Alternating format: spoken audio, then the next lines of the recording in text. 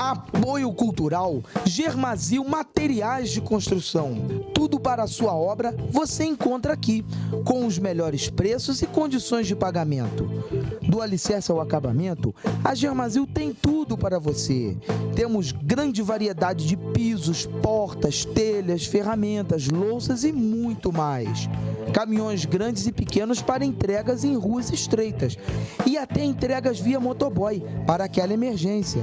Rua Cacilda Becker, número 85, Independência. Telefone 2291-7443 ou 2247-2122. Apoio Cultural Restaurante Maria Fumaça.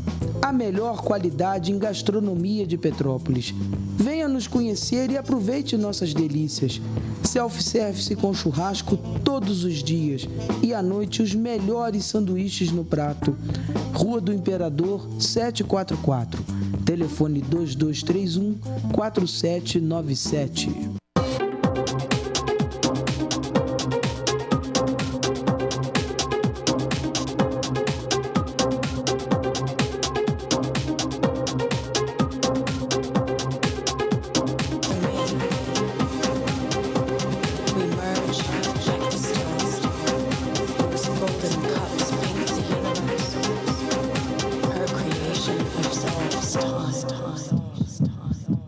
Vai! O que acontece? Boa tarde, queridos telespectadores. Iniciamos bem, já iniciamos dizendo ao Kaique, vai Kaique! Kaique está sempre pronto, sempre atento. Sinceramente, é um privilégio termos o Kaique aqui nos apoiando e nos ensinando, acima de tudo, a trabalharmos aqui, enfim, a tentarmos fazer um programa com todos vocês, nossos queridos telespectadores, os amigos da segunda-feira.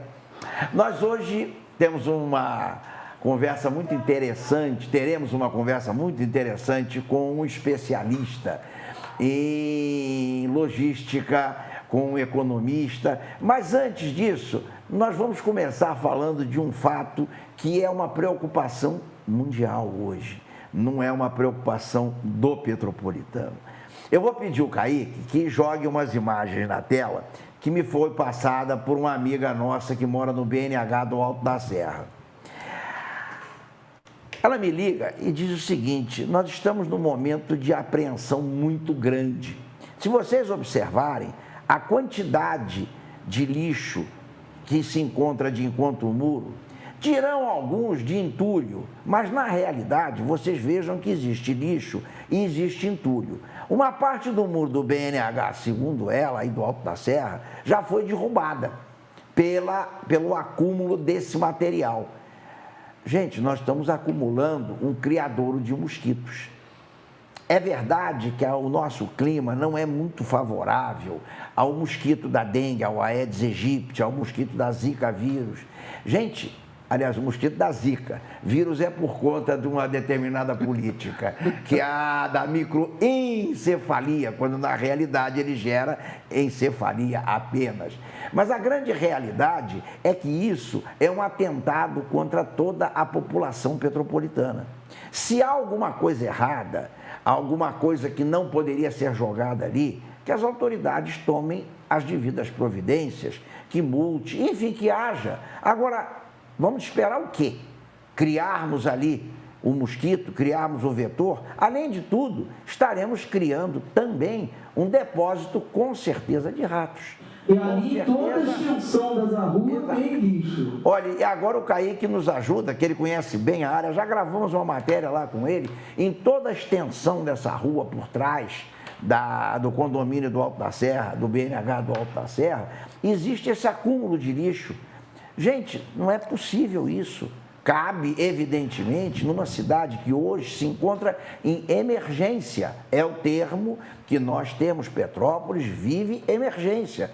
Ali, eu acho que é um caso de emergência também, até sanitária.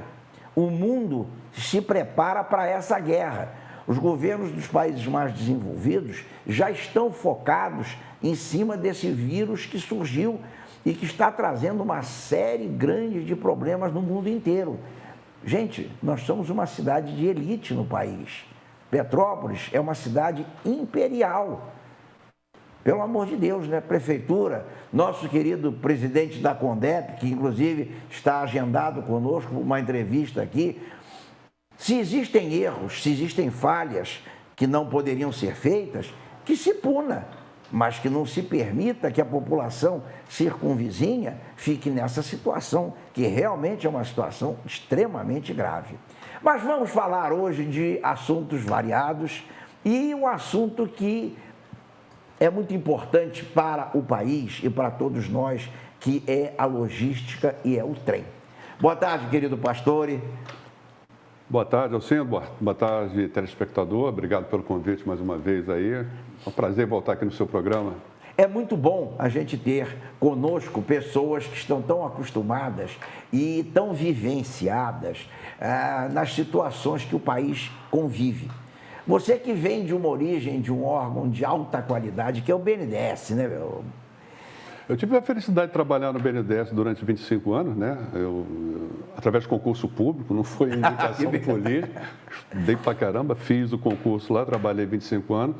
Fiquei no começo, nos primeiros anos, na parte de mineração, metalurgia, siderurgia. Terminei os últimos anos do banco nessa parte de logística, cuidando de transportes, rodovias, ferrovias principalmente, né? Da onde veio toda essa minha inspiração para estudar a questão do trem, não só aqui em Petrópolis, mas em outras cidades também, como o transporte mais eficiente, uma coisa que a gente está precisando nesse momento aí. Só para lembrar uma coisa, Alcindo, eu moro aqui na Montes Caseiros, né?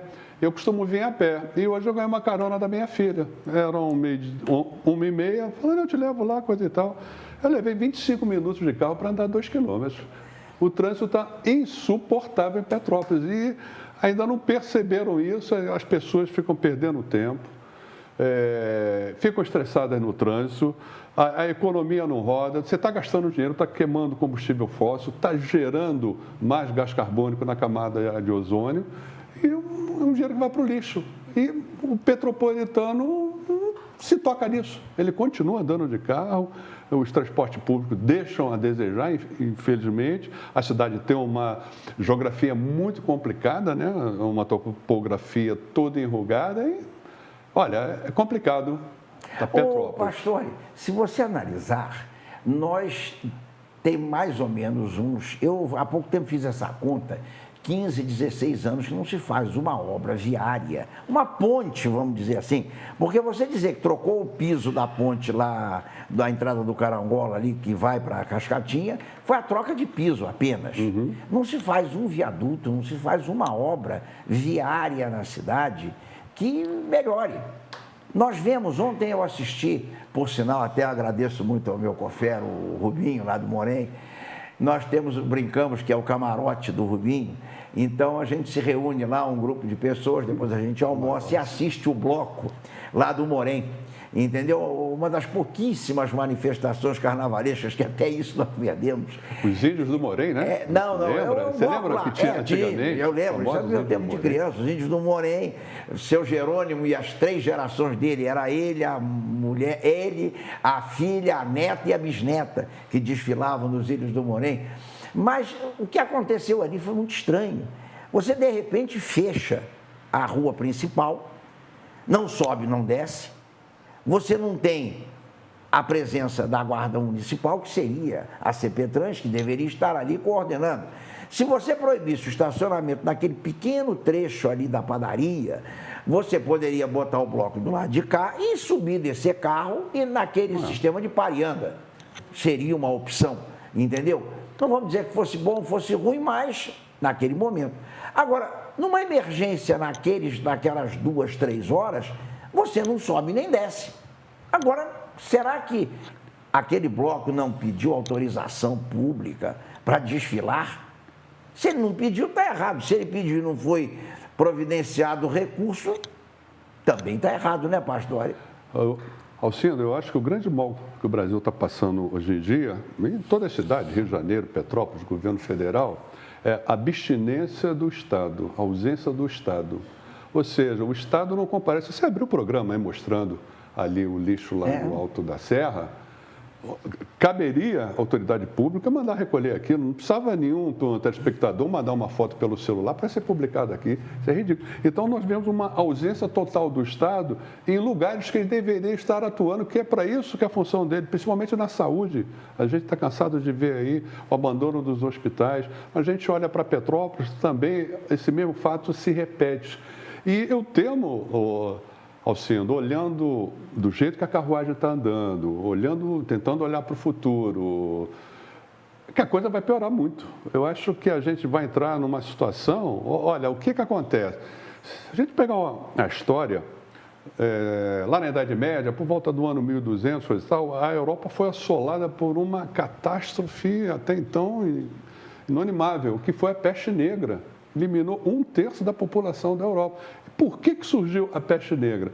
Porque a população cresceu, de repente, muito, houve um crescimento populacional muito grande e não houve um controle disso em termos de saneamento básico, não do tempo que a gente tem hoje, abastecimento de água, coleta de lixo, não havia nada disso. Então, o lixo era jogado na rua, as pessoas não eram enterradas com todo cuidado, não havia uma higiene no sentido amplo da palavra. Noções então, básicas. Favoreceu o surgimento da peste, que eliminou, e aí, vamos dizer, graças a Deus, a Europa entrou num novo ciclo, o ciclo do Renascimento, com uma população mais administrável, e o Estado passando a se preocupar mais com essas questões da limpeza pública, da organização, coisa que até então não acontecia.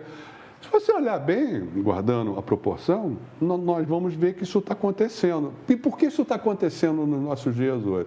Tá? Despreparo das autoridades, acho que não é só isso, não. É problema orçamentário.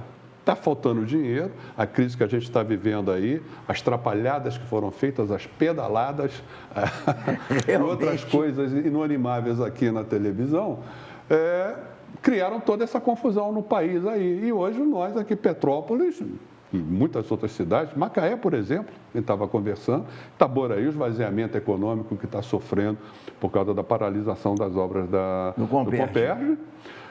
Macaé e Campos afetado pela crise do petróleo, com a redução do barril de petróleo, e nós vamos sendo arrastados de rodão nessa crise toda aí. Porque o Estado, que é um dos principais mantenedores de Petrópolis, é interessante falar isso para o telespectador, que não conhece muito essa parte do orçamento municipal.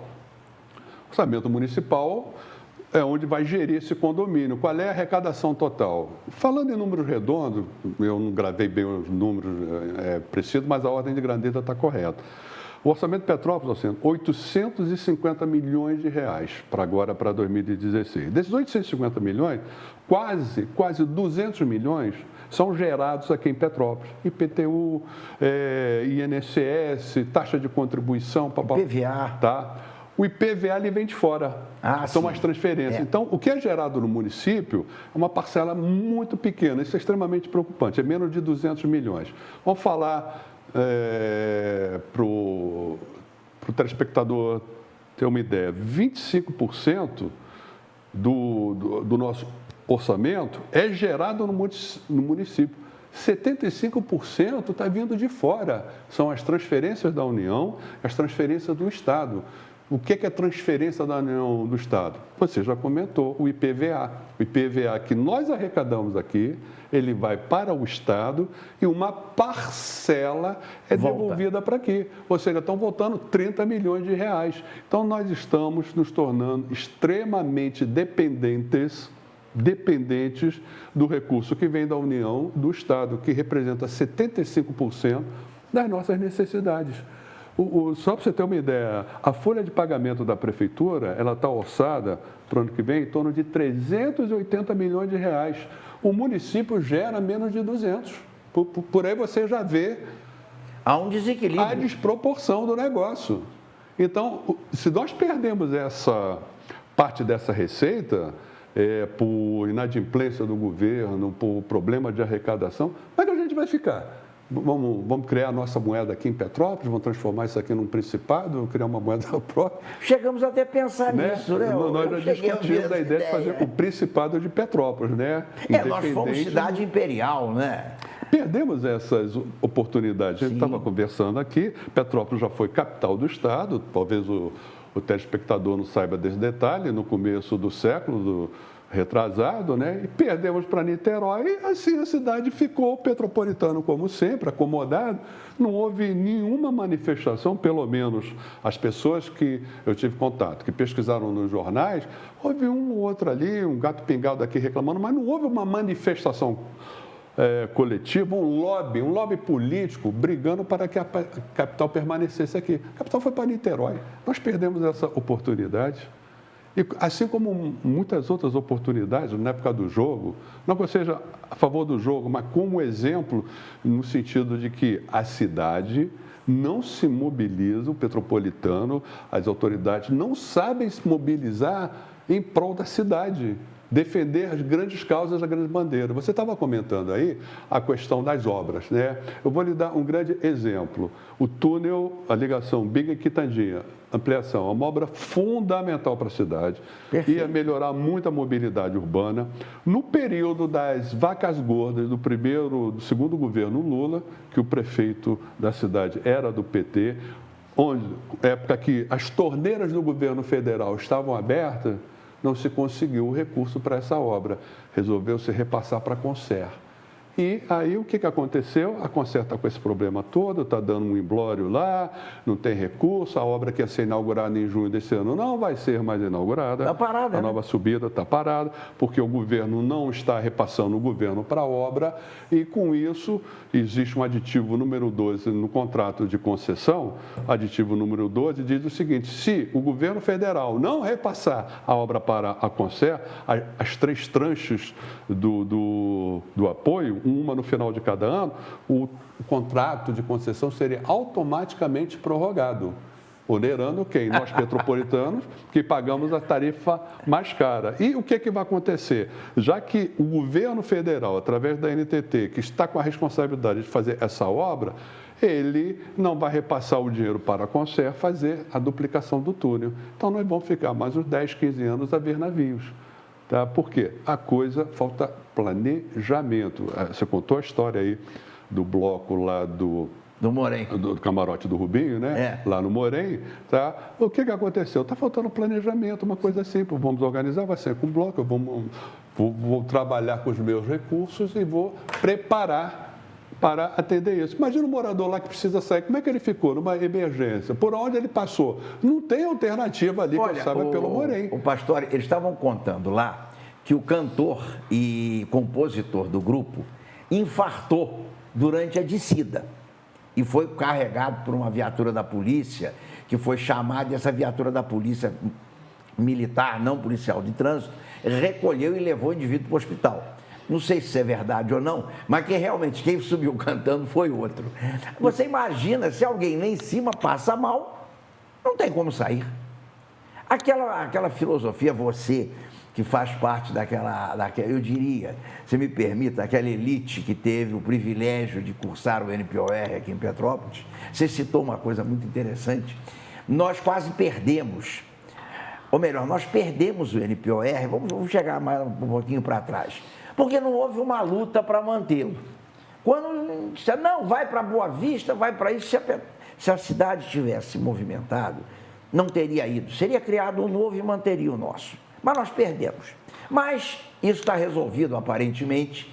Ano que vem nós temos o NPOR de novo. O comandante da Força já falou, inclusive vai inaugurar a praça na comemoração dos nossos 50 anos de formatura.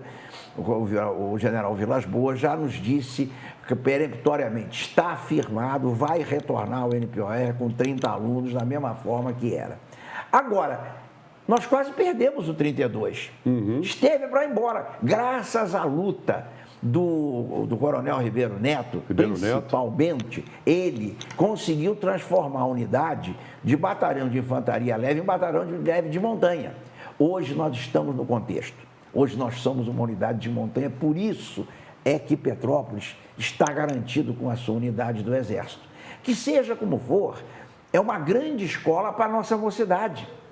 Aqueles 300, 200, 400 meninos que passam por ali, como nós passamos, pastor, é um ensinamento de vida. É uma lição para a vida toda.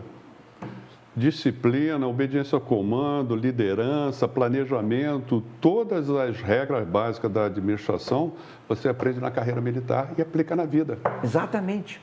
Você vê uma coisa, como todos nós comentamos e lembramos, aquelas dificuldades que se passou, mas que ficaram lições para o resto da vida.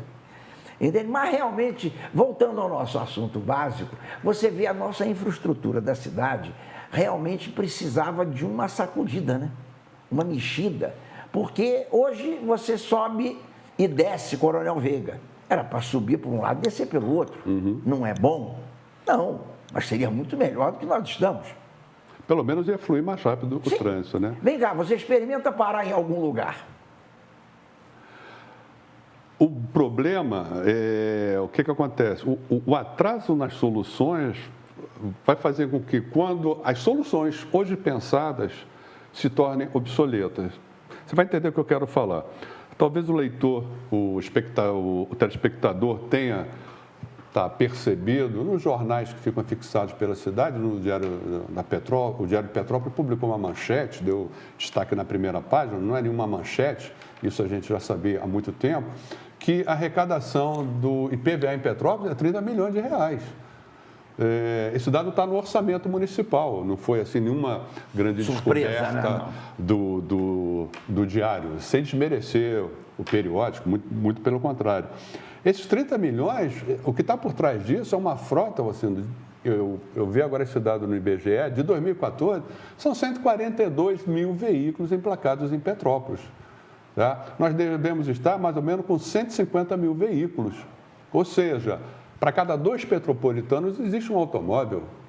Agora você vai ficar mais surpreso com outro número que eu vou te dar. A arrecadação que vem para Petrópolis é 30 milhões. Significa que foi arrecadado muito mais. O Estado fica com parte e repassa para Petrópolis uma parcela.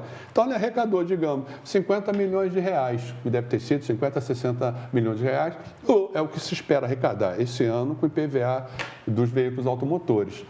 O IPTU, a previsão de arrecadação do IPTU em Petrópolis é de 57 milhões. Ou seja, nós temos muito mais veículos, 150 mil veículos, a quantidade de imóveis é 80 mil, se você vê esse dado na prefeitura, é fácil confirmar.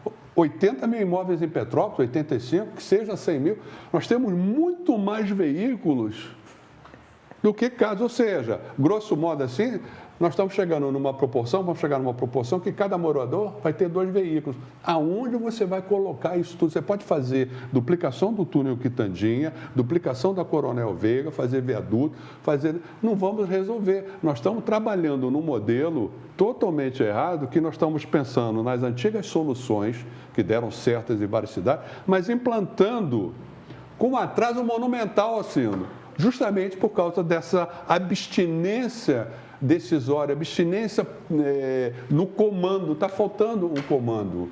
A demora na decisão, a demora no fazer, que nos deixa completamente irritado. Qualquer cidadão aí que passa na sua rua, vê a calçada mal cuidada, o mato não é cortado, o rio não é limpo, a lixeira não é esvaziada, você fica revoltado. O que é isso, meu amigo?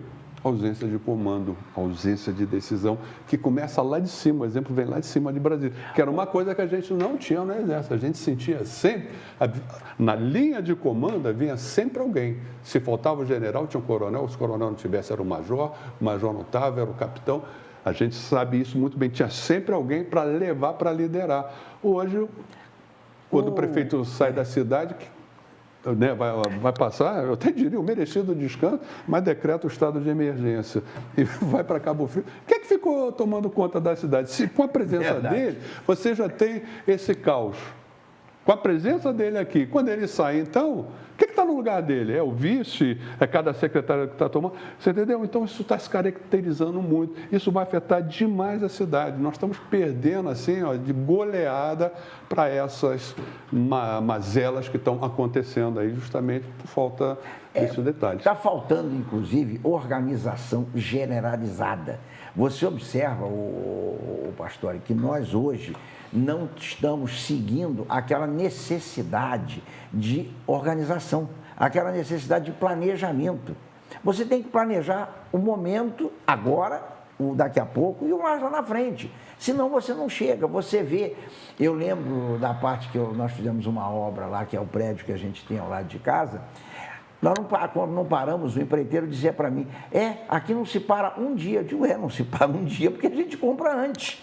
Realmente, graças a Deus, aos amigos, inclusive o Renato Sutter, que foi o grande fornecedor que eu tive, ele me mandava o material. Vai faltar cimento? A gente se virava. Você não pode parar. Parou, você está pagando e não está recebendo o retorno. Entende? Os colégios, você vê como os colégios têm necessidade de ter a sua programação funcionando. Os hospitais, enfim, tudo isso é muito importante, o pastor, que a gente observe, porque a cada dia que a gente passa, cada vez a velocidade que nós estamos vivendo é mais rápida. Vocês viram essas fotos que eu trouxe, coloquei aqui, a Ângela me mandou. Cheguei aqui com o meu telefone, graças ao Kaique, ele colocou na frente da câmera e passou do meu telefone para o vídeo dele, do vídeo dele já jogou aqui. Gente, é evolução.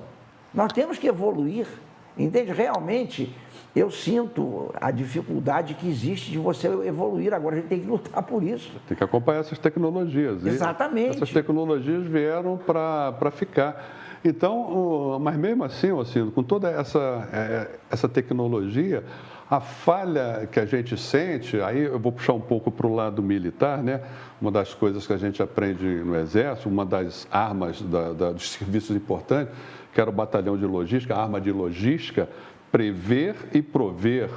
Tá? No sentido da intendência, né? Ela prevê as necessidades, o que você vai precisar para uma guerra, para um acampamento, vai precisar disso, e eles atendiam, supriam. Então, hoje não existe, pelo menos você sente no meio público, não existe a função de prever quais são as necessidades, o que vai demandar, o que a população vai precisar, o que é importante, urgente a ser feito, e o prover, atender, servir.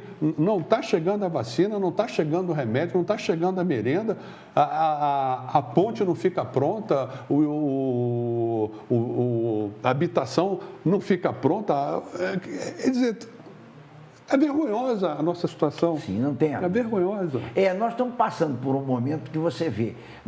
Você viveu num órgão de altíssima tecnologia, que foi o BNDES, com maravilhosos técnicos, você até citou bem, concursados, de grande qualidade, como a nossa Petrobras, tem gente maravilhosamente boa lá dentro, você entende? E nós estamos chegando no seguinte, politicamente, nós estamos destruindo o país inteiro por falta de organização, por falta de entendimento, né, pastor? Você observa, você vê, você que tem uma batalha maravilhosa na tua vida, que nós vamos falar na segunda parte do programa, que é sobre o trem. Você vê que, logisticamente, nós temos que adiantar, crescer muito.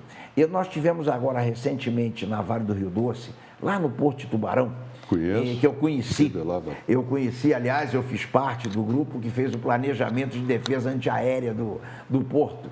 O porto era praticamente um nada, com um trem chegando e um lugar para carregar minério. E ali perguntaram para a gente como é que descarrega o vagão. E um diz uma coisa, outro diz outra, com a pá. Não, com a pá não pode, né? Descarregar minério de ferro com a pá não tem como, pelo amor de Deus. Quantos homens? Aí disse, não, isso aqui é simples, aperta um botão, o vagão vira de cabeça para baixo e desce tudo dentro da esteira. Gente, isso em 67 era uma coisa fantástica. Hoje são 10 vagões ao mesmo tempo que descarregam. Agora, o bacana que eu vi lá foi o seguinte, o navio chega trazendo fertilizante, derruba o fertilizante, que vai para o vagão da própria Vale do Rio Doce, que leva para cima, pro Pará, leva até o Pará, passa em Goiás, desce para o Mato Grosso. Vai lá para o Centro-Oeste, exato, para o Centro-Oeste, levando o fertilizante. E volta de lá trazendo o minério. Gente, e o próprio navio que trouxe o fertilizante, ele já leva o minério. Entende? Essa otimização de recursos. Exatamente. E uma coisa interessante, né? Tinha um navio entrando enorme, uns 28 metros mais ou menos acima da linha d'água. E o elemento lá que nos estava nos mostrando, ele disse, olha, mas quando ele sai com 3 metros só, viu? É quando ele afunda. Eu vou perguntar ao Kaique se nós já podemos fazer o intervalo. Kaique, por favor, e depois no segundo bloco iremos falar do trem.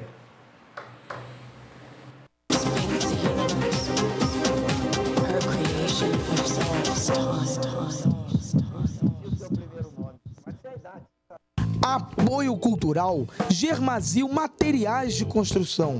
Tudo para a sua obra você encontra aqui, com os melhores preços e condições de pagamento. Do alicerce ao acabamento, a Germazil tem tudo para você. Temos grande variedade de pisos, portas, telhas, ferramentas, louças e muito mais. Caminhões grandes e pequenos para entregas em ruas estreitas e até entregas via motoboy para aquela emergência. Rua Cacilda Becker, número 85, Independência. Telefone 2291-7443 ou 2247-2122. Apoio Cultural Restaurante Maria Fumaça. A melhor qualidade em gastronomia de Petrópolis. Venha nos conhecer e aproveite nossas delícias. Self-service com churrasco todos os dias. E à noite os melhores sanduíches no prato. Rua do Imperador 744. Telefone 2231-4797.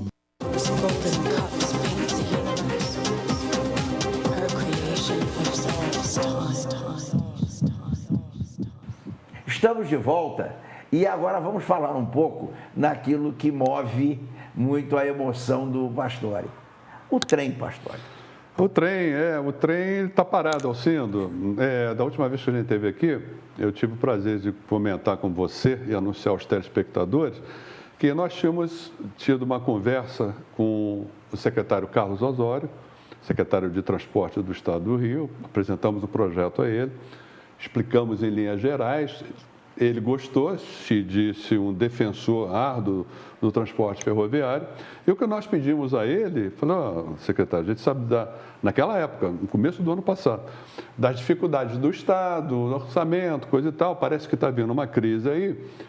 E o que a gente quer é que o governo do Estado patrocine um estudo de viabilidade técnica ou econômica e social. Porque isso aqui, na verdade, é uma proposta, é um projeto conceitual. Para que se consiga apoio de investidores, de outras empresas e se consiga amealhar recursos, é necessário que a gente tenha um projeto completo. A gente não tem um projeto que atende às informações de natureza econômica, financeira, ambiental, social, tecnológica, para atender a Tribunal de Contas, ao órgão de meio ambiente, os diversos órgãos sociais, os impactos que vai causar o projeto. Então, a gente quer um apoio financeiro do governo do Estado para isso. Está difícil, vamos ver, coisa e tal. E aí, todo mundo sabe o que aconteceu, né? Entramos na crise e o Estado não apoiou. Mas a gente continuou com a ideia, continuamos pensando aí. E eu tive uma grata satisfação, de vez em quando a gente dá assim, aquele desânimo. Você vê, poxa, não dá certo, será que é só aqui, né? Comecei a pensar. Eu tive a oportunidade, assim, no final do ano passado, de ir no sul da Patagônia, lá no Cone Sul, né? Lá embaixo, na Argentina, na Terra do Fogo, em Ushuaia. É a cidade mais ao extremo sul do país não, do mundo. Continente, do mundo, né? Setentrional, extremamente distante, está muito próxima da Antártica. É um lugar que tem gelo pra caramba, frio, e vive pinguim. E lá, eu estava no programa do cruzeiro, ia o Ushuaia, vários navios param lá, atracam lá, e minha surpresa, cheguei lá, já tinha um transatlântico parado, 3.500 passageiros, um transatlântico enorme, um porto fantástico, vários cargueiros parando lá. Falei, legal, bacana, né? Comecei a conversar com o pessoal lá, pegar informações, descemos, fomos à terra para ver o que tinha lá, naquele lugar inóspito. Frio pra caramba, como eu disse, tá pinguim, água gelada, um ano inteiro frio. O que tem lá? Lá, em primeiro lugar, tem uma plataforma de exportação da Philco, da Samsung, da Nokia, de todas essas empresas que fabricam celular e equipamentos eletrônicos, criaram uma plataforma ali. É uma coisa fantástica, sensacional. Como é o globo, né? Você está aqui embaixo, a distância daqui para a Ásia, para a África, é menor que você percorrer quem está na altura da linha do Equador. Então, elas se instalaram lá. Então, a população lá tem um padrão de renda, todo mundo trabalha nessas fábricas, tem um padrão de renda muito grande. Bom, mas por que o turista vai lá? Ele vai lá para ver a fábrica da Samsung? Não é, ele vai lá para ver os lagos andinos gelados, ver os pinguins, coisa e tal. Ver o gelo caindo? Ver o gelo caindo, os grandes glaciais, um negócio glaciares. fantástico que só tem lá, que é chamado é o Trem del Fim do Mundo.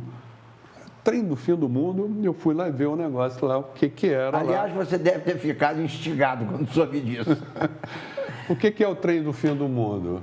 Havia, o Ushuaia antes, há muito tempo, era um presídio do governo argentino, todos os presos políticos, bandidos periculosos, eram encaminhados para o Ushuaia, e o presídio praticamente não tinha cerca, não tinha muito lugar, porque o sujeito não tinha para onde fugir, ele estava no final do mundo, e se ele fugisse a pé, ele ia morrer de fome, ele ia caminhar dias e dias e não ia encontrar uma viva alma. Então era o lugar ideal. E esse presídio, ele era abastecido, ele foi construído pelos prisioneiros que fizeram uma linha, que iam para a pedreira próxima, para a floresta, trazer pedra, lenha, areia para a construção da cidade, do presídio, etc. E tal. Em 1947, esse trem foi abandonado, teve um terremoto e ficou lá, tiraram os trilhos, guardaram o material. Com esse fluxo de turistas que ia para Ushuaia, dois empresários viram o seguinte: poxa, aqui é um lugar, está precisando de uma atração turística. E resolveram visitar a linha do trem, fizeram os cálculos de investimento, a linha estava lá, coisa e tal, tinha que trocar trilho, dormir, reformar a locomotiva. Em 1994, eles inauguraram o trem, que atende basicamente os turistas que chegam de avião ou nos cruzeiros de navio. Cerca de 40 mil turistas anos. Alcindo, você não vai acreditar no preço do trem. É um trenzinho, uma Maria Fumaça, com 4 vagãozinhos. Você ganha um lanche dentro, um vinhozinho, coisa e tal, para você fazer um percurso de 14 quilômetros. Aí você vai no Parque Nacional de Ushuaia, é um lugar muito bonito, e depois retorna. Sabe quanto é a passagem, meu amigo? $52. Isso é R$200. E o trem estava lotado. E eu fui até o fim do mundo e não consegui andar de trem no fim do porque mundo. o trem estava lotado, entendeu? E eu... Você não andou no trem? Não andei, não consegui andar. Eu deixei para fazer a reserva em cima da hora, né? Vou ter que voltar um dia no fim do mundo para andar. Mas veja só, a quantidade de receita que essa cidade gera e para o empreendimento. E nós temos aqui a primeira ferrovia do Brasil, inaugurada por Dom Pedro II, uma obra que não é cara, que poderia multiplicar o fluxo de turistas para Petrópolis, está tudo provado no nosso estudo, todo mundo sabe disso. Você não consegue implantar essa ferrovia. E lá no fim do mundo consegue, mas aqui em Petrópolis, cidade imperial das Américas, já foi capital do Estado, já foi um dos lugares mais preferidos pela elite carioca para veranear. Eu acho que o nosso grande problema é o já foi. Eu já fui, atrapalha. A gente está vivendo isso. E você não consegue implantar isso aqui em Petrópolis. Em outras localidades aí, a cada 3, 4 anos, o pessoal luta, consegue implantar seu trenzinho turístico na sua cidade. Às vezes, sem Tiradentes, por exemplo, você tem. Expressão, tá? Comparando com Petrópolis. Por exemplo, vou falar uma localidade que você nunca, talvez tenha ouvido falar, o telespectador. Rio Acima é um lugar que fica perto de Belo Horizonte, é um trecho da antiga linha do trem, Rio Acima. O pessoal consertou a locomotiva, aproveitou a linha do trem, está faturando lá no final de semana, com o movimento turístico, a rede hoteleira incrementou, os restaurantes agradeceram muito, e é um passeio bonito. Aqui não.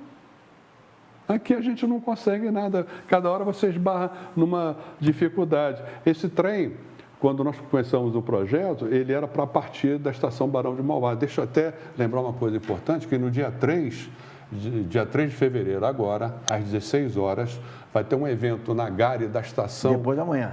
Depois da manhã, da estação Barão de Mauá, a famosa estação da Leopoldina, que fica ali na Francisco Bicalho, sobre os 90 anos dessa estação. Essa estação foi inaugurada em 1926 e acabou com a travessia de barco, que você pegava o trem para Petrópolis, na prainha atravessava de barco a Baía da Guanabara, 1 hora de travessia de barco, chegava em Guia de Pacobaíba, pegava o trem até a Raiz da Serra, mais 30 minutos. Na Raiz da Serra você pegava o trem em Cremalheira e vinha até o centro de Petrópolis, 30 Petrópolis, 30 hora. Essa viagem, na época do barco, durava 2 horas. Em 1926, a Leopoldina inaugura a imponente estação Barão de Mauá e o trem parte de Barão de Mauá, passando pelo subúrbio do Rio de Janeiro, zona da Leopoldina, Duque de Caxias, Gramado, Saracuruna, chegando até Raios da Serra em 1 hora. 1 hora. Pegava o trem e subia em 30 minutos. Duração da viagem, 1h30. A partir dos anos 80, eles acabaram com os trens. Só você, um parênteses. Hoje nós estamos levando mais do que isso. É 1h30, que era a velocidade. O telespectador que eu levei meia hora de carro da Monte Caseiros aqui. É brincadeira, um trecho de 2 quilômetros. Eu nem sei o que aconteceu. Uma confusão tremenda no trânsito. Metade das escolas está de férias, muita gente de férias, e essa confusão, porque uma segunda-feira é um dia útil. Mas aí, voltando sobre Barão de Mauá era onde partiam os trens que vinham para Petrópolis e para Minas Gerais, para Campos, Espírito Santo, Nova Friburgo. Era o grande centro dos trens de longa distância da Leopoldina. Essa estação ela foi desativada nos anos de 1980, se acabou com o transporte de passageiro e a gente pensava, a gente tinha planejado voltar com o trem lá, né? O que aconteceu em 2008, mais ou menos? A Odebrecht, logo que, né?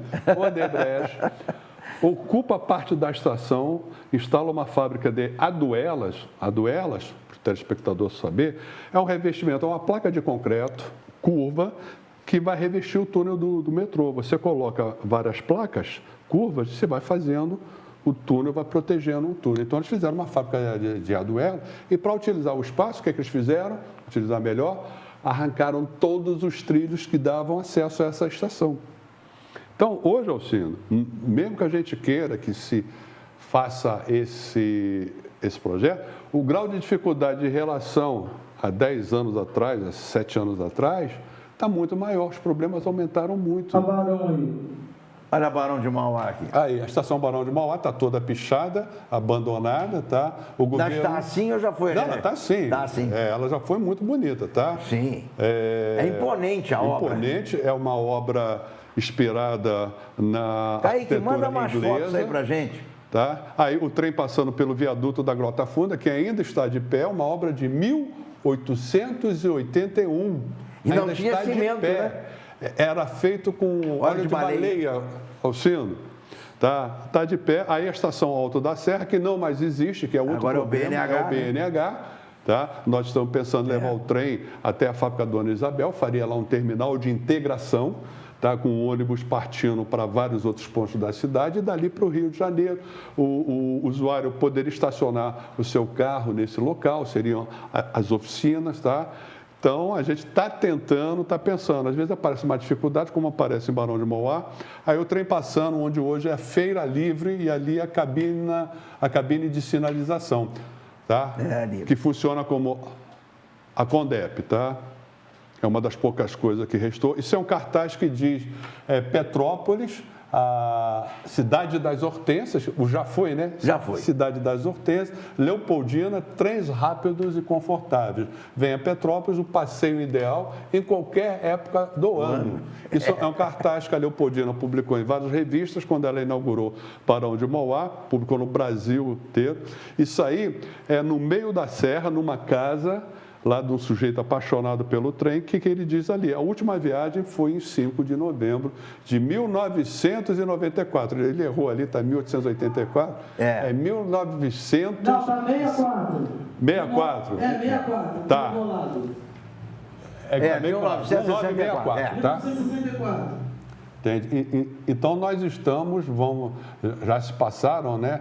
Mais de 50 anos da desativação desse trem. A cremalheira ali. A cremalheira no Museu Imperial, a cremalheira, aquele trilho do meio, que pegava uma engrenagem que ficava no centro da locomotiva, que promovia a tração da locomotiva de forma segura pela serra acima ou descendo, tá? Realmente interessante. Eu cheguei a fazer algumas viagens de trem a São João Nepomuceno, que eram os bailes famosos daquela época, né? São João era uma cidade que... muita gente de Petrópolis. Muita gente. E um detalhe interessante, lá você tinha uma enorme fábrica de tecidos. É outra coisa que o chinês também acabou com a gente, Acabou né? com a gente. Você vê que pena, por exemplo, o caso da Dona Isabel, você citou, a Dona Isabel é uma pena, aquilo está abandonado da forma que se encontra e que você tinha como aproveitar. Mas aí, Alcindo, eu boto mais uma vez numa tecla, tá? A coisa está acontecendo, você tem que olhar para o mundo, o que está acontecendo no mundo, qual é a tendência, o que aconteceu com as fábricas de Petrópolis, qual foi a miopia, a tecnologia sempre avança, ela procura oferecer ao ser humano meios de produção, de trabalho, o mais rápido possível, pelo menor custo. Então, a tecnologia mundial da fabricação, da produção têxtil, havia evoluído para o tear de nenhum homem. Eram teares enormes, com células fotoelétricas que emendavam o fio quando ele arrebentava e dispensava, com um tear moderno, você dispensava 20 operários. E aquele tear grande, ele fazia uma produção no ritmo dia e noite, não tinha que pagar hora extra, não tinha que pagar nada. E quando essa tendência começou no mundo, certamente ela iria afetar os outros países do mundo que produziam pela forma tradicional antiga. E Petrópolis era fortemente centrado na indústria têxtil. Nós não nos modernizamos, nós não planejamos, o governo federal na época não pensou em nenhum plano de financiamento, de modernização para o setor têxtil, então começaram a quebrar uma empresa atrás da outra. Então, está acontecendo de novo essa nova leva aí com o tecido chinês, muito mais barato, que está atrapalhando o quê? As confecções petropolitanas, tá? Que hoje estão deixando de fabricar, importam o tecido chinês e fazem simplesmente a montagem. Então, grande parte da nossa produção remanescente da indústria seca, que fazia alguma coisa aqui, já não faz mais. Nos faltou, na realidade, foi a evolução. Eu lembro que o Calheiros era o gerente da Dona Isabel aqui, nós tínhamos uma boa ligação pelo Calheiros ser lá do Dona Isabel, do tênis de mesa, aquilo tudo. E ele contou que a Dona Isabel comprou a fábrica de Além Paraíba. Sim. E ele foi verificar a fábrica, então ele contou, e todo mundo ria, que ele viu passar um rolo de tecido e iam 5 pessoas juntos. Ele foi atrás. Como é que? Não. Um levava o tecido, 2 tiravam o rolo do carrinho e 2 anotavam onde ficou. Bastava uma pessoa para fazer aquilo. Hoje é uma pessoa, você tem a ponte rolante com um pequeno guindaste, um ganchozinho, que pega ali na bobina, o sujeito vai no controle remoto, vai apertando os botões, ele vai percorrendo, entrando na máquina e faz tudo. Não há como a gente se render ao avanço da tecnologia. Exato. Agora, o próprio nosso telespectador pode estar pensando, poxa, então ele é a favor do desemprego, ele é a favor de que seja moderno, tudo máquina, coisa e tal. Aonde vai trabalhar esse pessoal? Nós temos outras áreas aqui que a mão de obra petropolitana deveria ser qualificada para trabalhar nessa mão de obra. E um segmento que a gente também não explora bem, acho que não estão explorando bem, sabe o que é? É o setor de turismo. Sim, com Petrópolis certeza. ainda vem muita gente. Ainda é charmosa a cidade. Ainda é charmosa, ainda atrai. Você vê no carnaval, vai ficar lotado, mas poderia atrair muito mais gente, porque o turismo, ele tem uma coisa extremamente interessante. Parece um sinal de 2 mãos. Quando o dólar está muito barato, o que o brasileiro faz? Ele deixa de viajar pelo Brasil e vai para o exterior.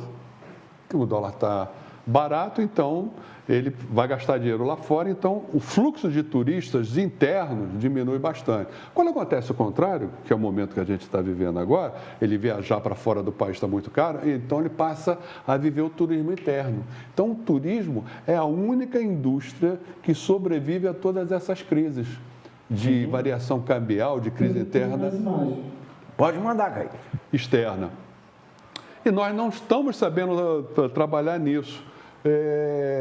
Você vê o trem subindo a serra, você vê que maravilha. Aí a estação de Barão de Mauá, lá no Rio de Janeiro, onde se pegava o trem para Petrópolis. Uma foto da época, né, com uma gare belíssima. Hoje está vazia, né, não tem nada lá dentro. Vai ter uma exposição de fotografias antigas dessa época aí, com certeza.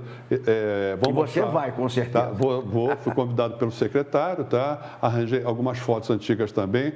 Aí o trem em Petrópolis passando, sabe aonde? Onde é o supermercado. Isso, ABC. Ali, onde era a antiga fábrica Cometa, que ficava um pouquinho mais à frente. Aquele ali. prédio maior era da Cometa. Era, Tá. Não, era dos sindicatos ferroviários. Os sindicatos ferroviários. Exato. Tá?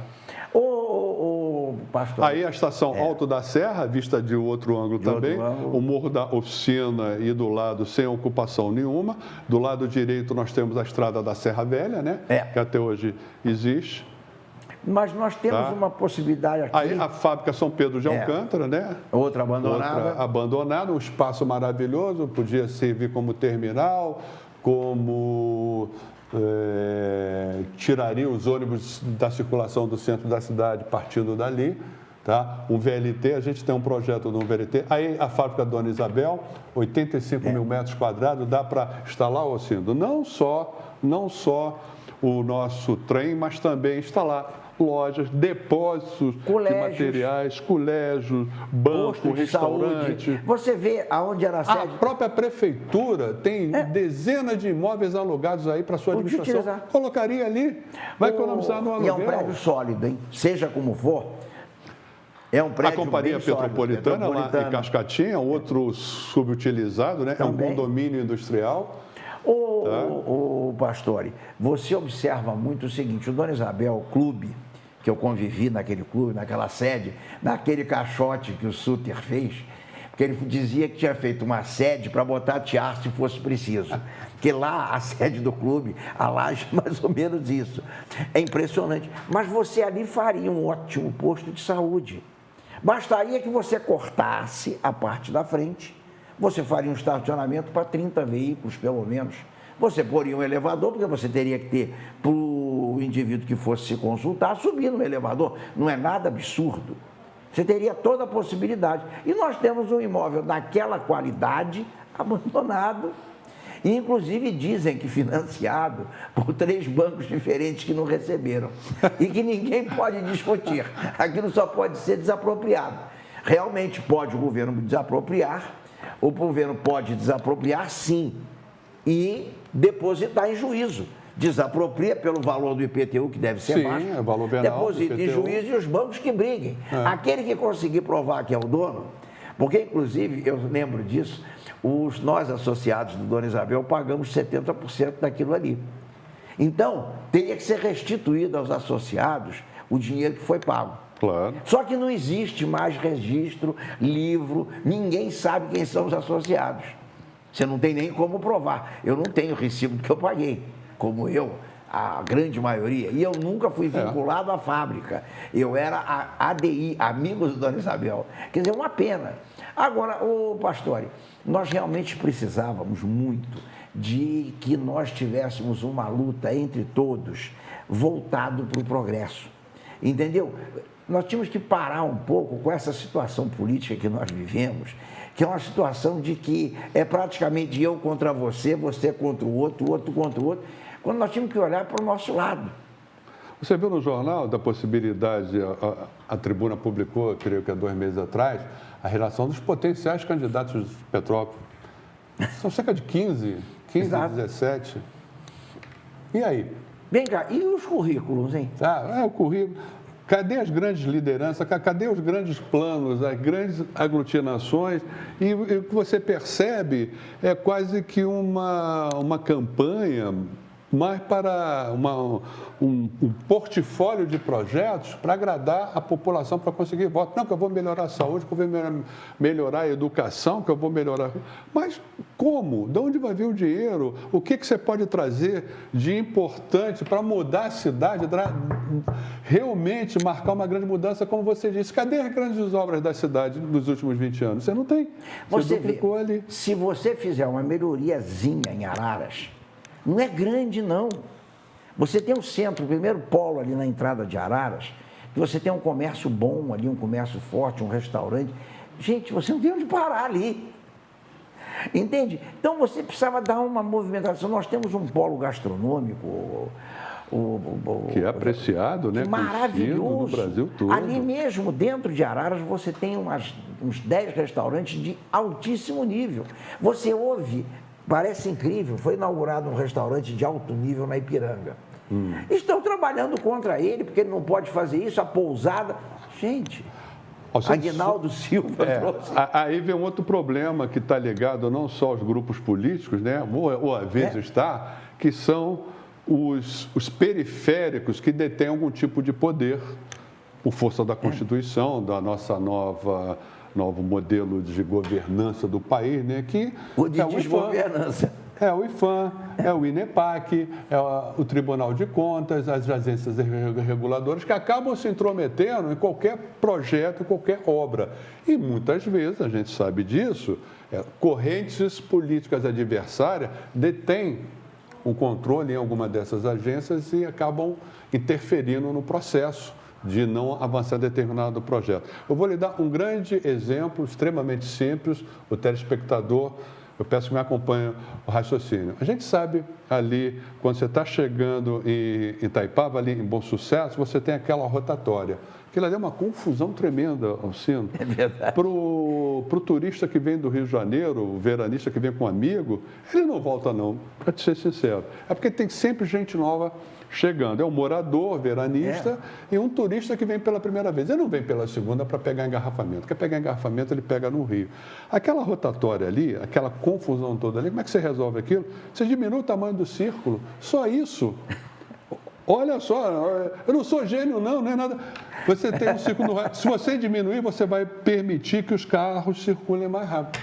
Vai mudar aquilo ali. Não, porque está tombado, porque não sei o quê, o patrimônio, que o paisagismo, que não sei o quê. Ou seja, começam a se criar certas dificuldades e não se pensa no quê? No homem, no bem-estar da coletividade, em nome de um regulamento, de uma norma, de uma lei que está errada. Então, a gente só vai consertar esse país mesmo, não é só com as pessoas, com a chegada de novos governantes, eu vou fazer isso, eu vou fazer aquilo. Balela, você tem que mudar uma série de regulamentos, você tem que fazer uma reforma geral, uma faxina cá entre nós, detetizar, entende?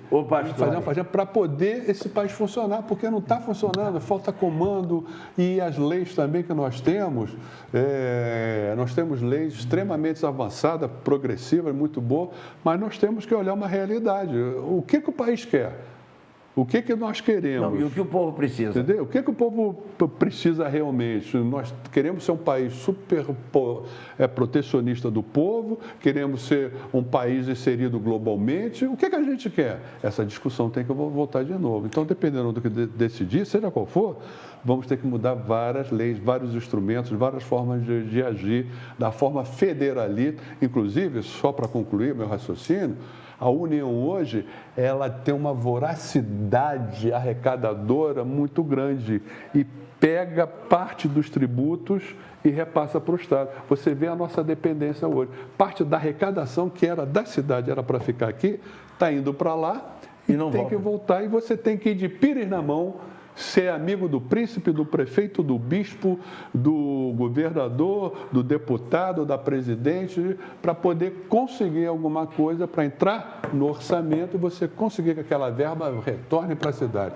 Cara, esse modelo está errado. Está, com certeza. Olha, eu vou te falar uma coisa, nós vamos ter que marcar mais um programa. Com prazer. Kaique já me disse que eu passei da hora. Ele já está até balançando lá. Quando eu saio daqui, ele me pega lá dentro, sabe? Mas, gente, Pastório, muito obrigado pela tua presença. Foi realmente muito importante a gente trazer essas colocações, porque nós temos que mostrar as realidades sem o intuito destruidor. Nossa filosofia é mostrar o que pode ser melhorado e dentro da lógica de tudo isso. Eu te agradeço imensamente. Te convido de uma vez, vamos marcar mais um programa, mais um bate-papo desse que é muito interessante. Lembrando sempre da tua paixão, que é o trem, mas também da nossa situação toda aqui. A cidade, né? Exatamente. O trem é a cidade. Queridos telespectadores, muito obrigado pela atenção de vocês. Quinta-feira teremos a nossa reprise e que todos vocês tenham um bom e harmonioso carnaval. Aqueles que ficaram aqui na cidade que possam descansar bem, fazer o seu exercício, dormir, porque com certeza nós teremos um carnaval de sono tranquilo e reparador. Obrigado, queridos. Até para a semana. Foi um grande prazer estar com vocês e com o nosso amigo Pastore. Um abraço.